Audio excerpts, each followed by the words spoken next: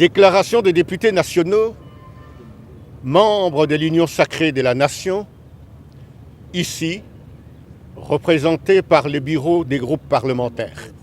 Nous, députés nationaux, membres de l'Union sacrée de la Nation, avons suivi, non sans surprise, la déclaration des députés nationaux du Front commun pour le Congo en rapport avec le processus électoral dans notre pays, la République démocratique du Congo.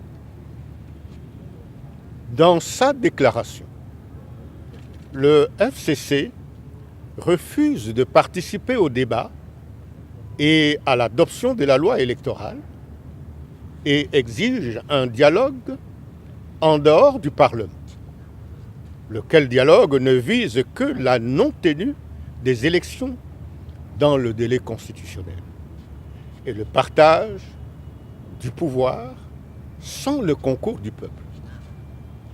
À ce sujet, nous tenons à apporter à l'opinion tant nationale qu'internationale les précisions suivantes. 1.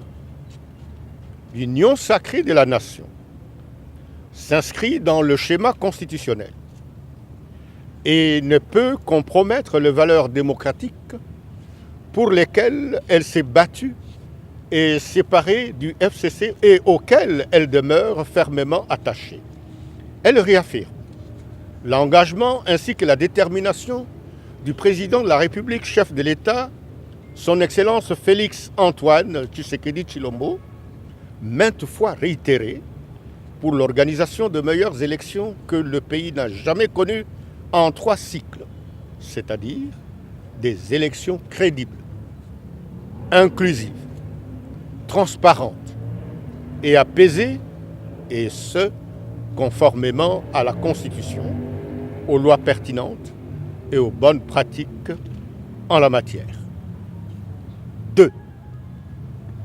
Il y a lieu de relever que la loi électorale actuellement en vigueur est un héritage du FCC seul, alors que la proposition de sa modification actuellement en discussion à l'Assemblée nationale n'est pas l'œuvre de l'Union sacrée, mais plutôt celle de l'opposition à l'époque où FCC et CACH étaient en coalition.